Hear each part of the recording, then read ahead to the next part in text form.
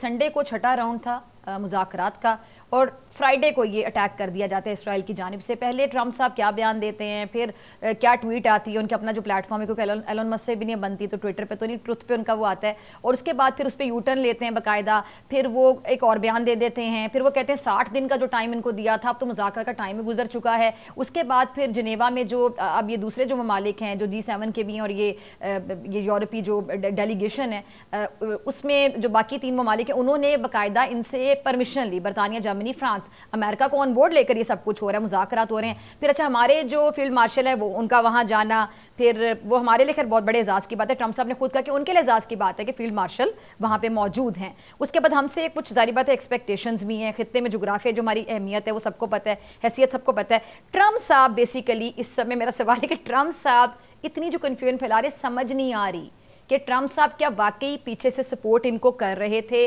नहीं कर रहे थे। वॉल स्ट्रीट जर्नल की खबर भी आपके सामने होगी। फिर ट्रम्प साहब कहते हैं कि उनको तो पता ही नहीं, मतलब वो जर्नलिस्ट जो है जिसने वो खबर छापी उसको पता ही नहीं है कि मैं क्या सोच रहा हूं, तो खबर उनके पास कैसे चलेगी। एक बड़ा ऑथेंटिक वहां का वो एक प्लेटफॉर्म है जहां से लोग खबर पिक करते हैं और उसकी ऑथेंटिसिटी पे सवाल नहीं उठाया जा सकता, तो जाहिर बात है वहां भी खबर ऑथेंटिक जगह से गई। देखिए फिजा, इस वक्त अमेरिका की ये सिचुएशन है कि वहां पे भी जो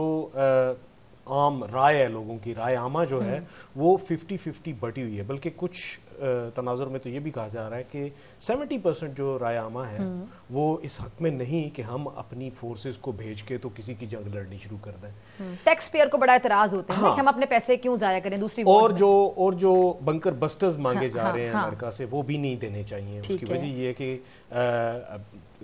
America should not be playing its role. हाँ, जहां तक बात है, जैसा कि जॉन भी कह रहे थे, तो मेरा ख्याल है जॉन को शायद इस बारे में ना थोड़ी सी अंडरस्टैंडिंग होनी चाहिए कि वो डिफेंस में मदद कर रहा है अमेरिका, ऑफेंस में नहीं कर रहा। उनको इजराइल को डिफेंड करने में उसकी वजह यह है कि ये इनका पुराना पैक्ट चलता आ रहा है जिसके तहत कि वो करते हैं। इसी वजह से इनके मिसाइल्स तो वो बस्ट कर रहे होंगे रास्ते में, लेकिन ये है कि उस तरफ से आने वाले मिसाइल्स में अमेरिकन कोई मिसाइल नहीं मार रहा है। आज के अमेरिका में जो सिचुएशन है रायामा की वो इतनी बढ़ी हुई है, उसी तनाजुर में आपको ये नजर आता है कि कुछ न्यूज़पेपर्स भी ये वो न्यूज़पेपर्स हैं जिनको के मंथली या एवरी ईयर जिनको के डोनेशंस आती हैं, heavy donations from the deep pockets, और वो जो डीप पॉकेट्स हैं they always stand with Israel, और वो किसी भी तनाजुर में परे नहीं होते, और वो इतने फनाटिक हैं कि उनमें से कुछ ऐसे हैं जो कि ऐसे ऐसे ट्वीट्स भी करते हुए नजर आए कि जब मेरी नेतन्याहू से मुलाकात हुई उससे मैंने हाथ मिलाया तो उस वक्त तक मैंने हाथ नहीं धोया जिस वक्त तक कि मैं अमेरिका वापस पहुंच के और अपने बच्चों के सर पे हाथ नहीं फेरा। तो इस तरह के वहाँ पे फनेटिक्स मौजूद हैं जो कि एपैक से और डिफरेंट ऑर्गेनाइजेशन से, थिंक टैंक से, जो कि बहुत ज़्यादा कलीदी किरदार अदा करते हैं। इवन के ड्यूरिंग द इलेक्शंस भी, इलेक्शंस में आपको पता है कि फंडिंग की ज़रूरत होती है, ये दोनों तरफ को फंडिंग कर रहे होते हैं और इन्हीं की फंडिंग से जो भी बन जाए फिर उसको इन्फ्लुएंस करते हैं। इस दफ़ा ये ट्रंप को इन्फ्लुएंस करने में कामयाब नहीं हो रहा है। पहले इंडिया ने इन्फ्लुएंस करने की कोशिश की, ट्रंप इन्फ्लुएंस्ड नहीं हुआ उस तरीके से कि जिस तरीके से इंडिया ने ऑब्वियसली डिप्लोमेटिकली ये अमेरिका से चाहा कि अमेरिका इनको सपोर्ट एक्सटेंड करे पाकिस्तान के खिलाफ, कि पाकिस्तान जो है वो टेररिस्ट को ऑब्वियसली फंड कर रहा है एंड दैट्स व्हाई पहलगाम हो रहा है और ये सारा उन्होंने नहीं किया। एन अहमद ने बिल्कुल दुरुस्त कहा कि जिसके हाथ में लाठी उसकी भैंस, और हमने साबित कर दिया कि हम अपनी जंग लड़ सकते हैं और धड़ल्ले से लड़ सकते हैं, और इंडिया जैसा मुल्क जो है वो रोता हुआ जिस मुल्क का भी मामला होगा उस मुल्क ने पहले तो अपनी पोजीशन बड़ी वाजे करनी, बड़ी क्लियर करनी, दुनिया उसको किस तरह देखती है, और आपकी अपनी जो पोजीशन होगी जितनी क्लियर होगी पहले तो आप अपने माइंड में क्लियर करेंगे ना, उसमें इमोशंस नहीं होंगे, वॉर स्ट्रैटेजी होगी बकायदा, जिसमें दिमाग चाहिए होगा, दिल नहीं चाहिए होगा, जज्बात नहीं चाहिए होंगे, रियलिटी फिर दुनिया आपको जब देखती है कि आपका मौके बड़ा क्लियर है, आप बड़ा क्लैरिटी से खड़े हुए हैं, फिर दुनिया आपके साथ है या नहीं है। एक छोटी सी बात एटलीस्ट आप क्लियर नजर आते हैं। अहमद की मैं एंडोर्स कर दूं कि अहमद ने बिल्कुल दुरुस्त कहा कि इस ईरान को पहले अपने आप को प्रूव करना पड़ेगा कि ये उनको मार सकता है, जो कि वो किसी हद तक प्रूव कर रहा है। इनके जो बैलिस्टिक्स हैं वो ठीक लग रहे हैं, اگر 100 بھیج رہے ہیں تو ان میں سے 20 جو ہیں وہ ان کا کھانا خراب کر رہے ہیں، لیکن اس کے ساتھ ساتھ کاش ہی بہت ہی اچھا ہوتا کہ اگر ان کے پاس ایئر سپیریورٹی ہوتی. پاکستان نے سنس دا فرسٹ ڈے 7 تاریخ کو ہی پہلا جو سٹیپ لیا تھا وہ 2 گھنٹے کے اندر اندر اپنی ایئر سپیریورٹی ثابت کر دی تھی. اس کے بعد انڈیا ایئر بورن نہیں ہو سکا اور ہم نے چن چن کے جگہ ڈھونڈ ڈھونڈ کے ان کی ایئر بیسز ہم نے تباہ کر کے رکھ دی. ایگزیکٹلی میزائل مارے. یہاں مسئلہ یہ ہے کہ ایئر سپیریورٹی نہیں ہے. آج بھی 45 سے لے کے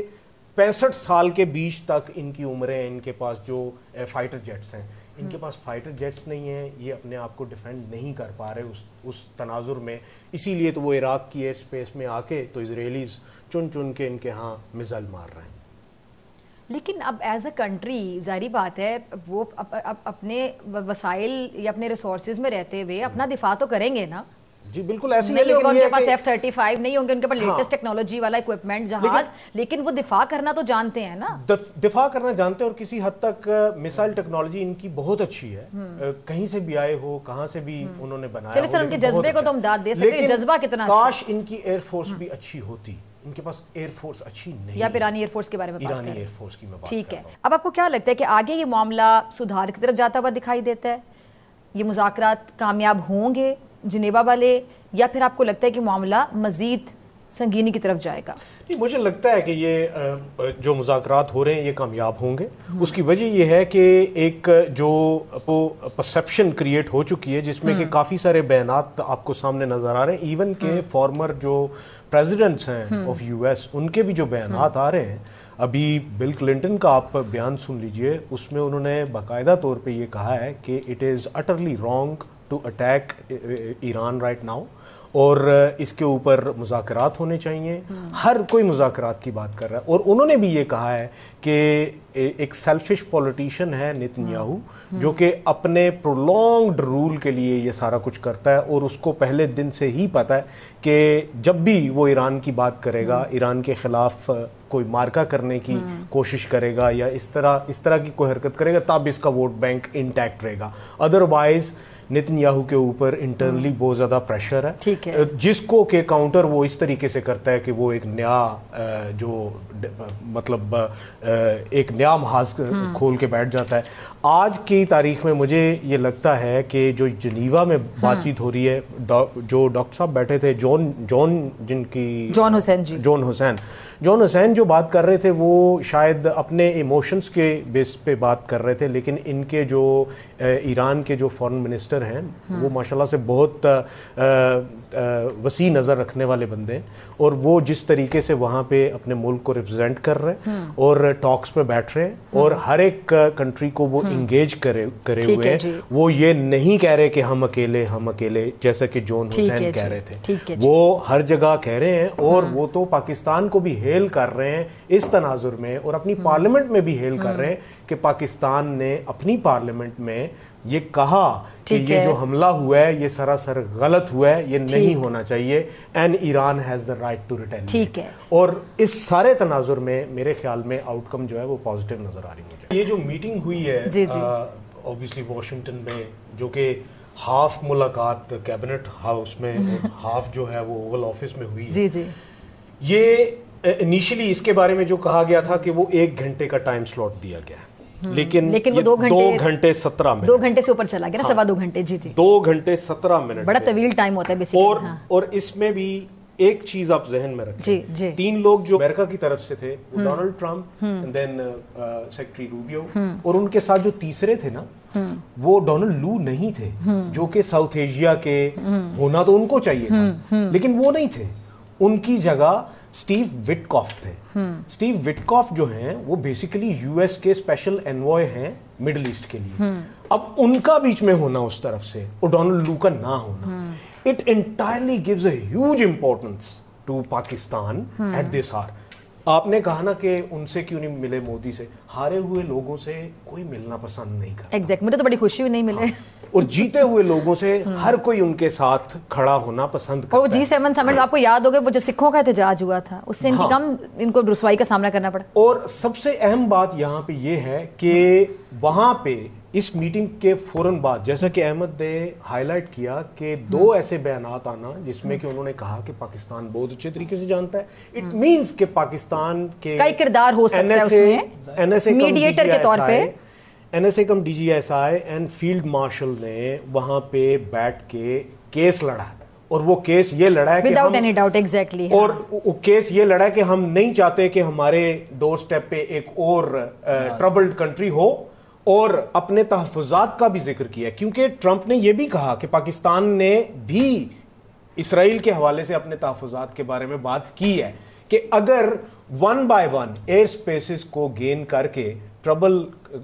لا کے کنٹریز میں لائک سیریا میں پھر عراق میں ان دونوں میں کنٹریز میں ٹربلز لے کے آ کے ان کی ایئر سپیس یوز کر کے اگر وہ ایران پہ میزائل مار رہے ہیں تو کل کو یہ نیوٹرلائز کر کے وہ رضا پہلوی 2200 کلومیٹر کا فاصلہ بنتا ہے وہاں سے، ٹھیک ہے، رضا پہلوی تو پھر انٹرسیپٹ کیوں نہیں کیا گیا ان کے مزاج کو؟ تو بڑا سوال اٹھ رہا ہے، اور مسلم کمیونٹی کو بھی آپس میں لڑوانے کی سازش، اور رضا پہلوی جیسے ننکم پوپ کو رضا پہلوی جیسے ننکم پوپ کو وہ یہاں پہ لا کے ایک وہ ویسل سٹیٹ بنا دیں ایران کو، تو پھر پاکستان کے لیے بھی خدشات ہیں، اور میرے خیال میں پاکستان نے اسی لیے یہ بڑے بہترین طریقے سے پاکستان نے یہ کیس لڑا ہے، and I am telling you کہ آنے والے دنوں میں field marshal has a huge role to play. میرے خیال میں یہ باتیں طے ہوئی ہوں گی اوول آفس میں، جس میں کہ یہ کہا گیا ہوگا، ابھی سے واضح ہو گیا نا، بالکل جب انہوں نے کہا کہ جی میرے لیے اعزاز کی بات ہے کہ آپ میرے ساتھ یہاں پہ موجود ہیں، اب وہ کلیئرلی وہ ہوتے ہیں، ایک ٹیزر آ گیا، وہ میوچل اور اب ٹیزر پتا چل گیا کہ ایک بہت بڑا کردار ہے ہمارے ملک کا. اور سب سے پہلے اگر کسی نے ذکر کیا تھا نوبیل پیس پرائز کا تو وہ فیلڈ مارشل ہمسیلف تھے.